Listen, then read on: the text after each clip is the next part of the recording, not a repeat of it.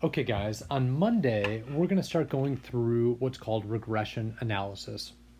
We did a little bit of this last semester, and I went over a few of these slides last semester. It's complex enough that I think it's worth going over a second time, but I wanted you also to have a video of this so you could go back and listen to it on your own time as well. There's a few pieces that we're going to go through today. We're going to talk a little bit about what the purpose of regression is. We're going to talk a little bit about what a regression line looks like. In other words, visually, what is regression? And then we're going to talk through how the regression line is calculated. In other words, how do we get to this line of best fit? So the first thing I want you to do is to remember way back into high school when your teachers tried to convince you that algebra and the idea of having an equation for a line was important. It turns out it actually was important, and now is that time. So regression is basically the process of understanding the relationship between two variables that exist in the world. These could be any two variables. Typically for regression, and especially to picture the line of best fit, you want to think about two continuous variables. So you could think about the relationship between height and weight. You could think about the relationship between your high school GPA and your college GPA. You could think about, in a similar vein, the relationship between your SAT score and your college GPA. In fact, this is one of the ways in which colleges, Point Loma being one of them, rely upon regression to make good predictions. What they want to do is they want to admit students that they expect are going to succeed in the program. And one of the ways they've found to reliably predict that is by including multiple different variables into what's called a regression equation.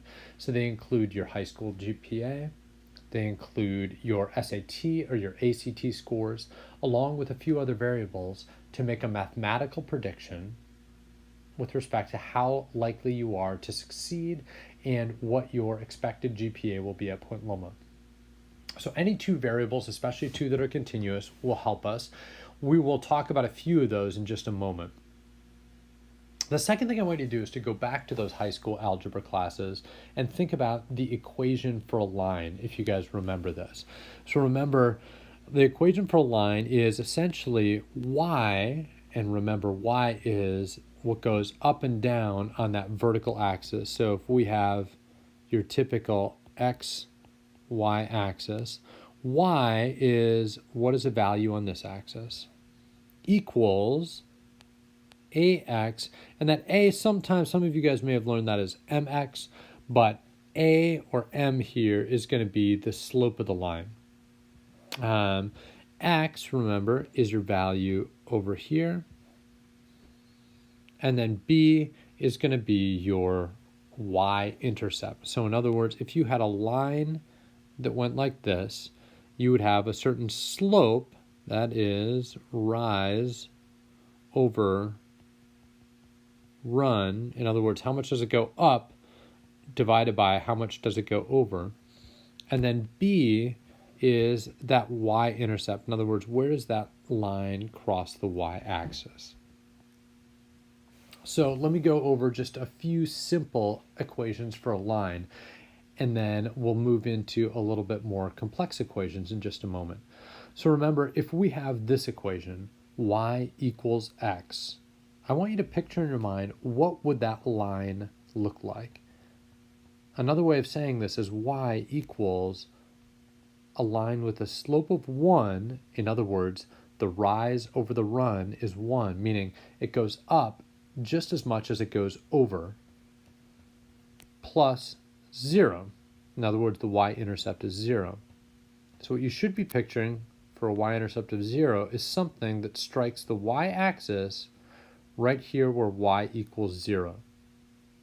And for a slope of 1, you're going to get a line that looks like this. In other words, the rise at any given point is equal to the run. So if you go over 1 and then up 1, 1 divided by 1 is 1. If you go over 2 and then up 2, your rise over your run is 2 over 2, which is 1. Let's do a second line. For this one, we're going to think about y equals 2x.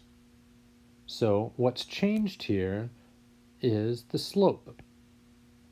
Notice the y-intercept has not changed. So I want you to imagine, what is this line going to look like when we draw it?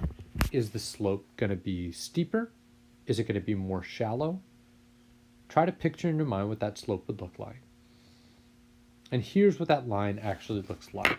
So notice we have the exact same y-intercept, but now our rise is twice as much as our run. So if it went up 2, it would go over 1. In other words, for every 2 spaces over that the line goes, or sorry, for every 1 space over, it goes up 2 spaces.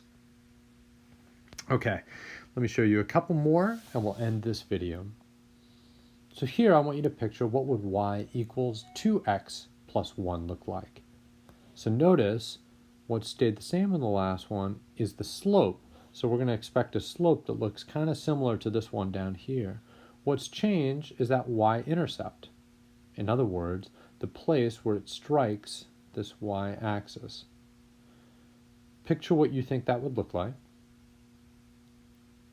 And if you pictured something like this, you're right. So in other words, we move up 1 now. So our y-intercept equals 1. But we're going to have the same rise over run. In other words, our rise is always going to be twice as big as our run. Our slope is 2x plus 1. These are all linear equations, and that's when we talk about regression, most of what we're going to deal with. But just so you remember, there are different kinds of lines that are out there. You may remember this one, y equals x squared. This is what's called a parabolic line. So it is possible to calculate lines of best fit, and oftentimes we have data sets with the lines of best fit is parabolic. We're not going to deal with them. For the most part, for us, what we're going to talk about is linear regression.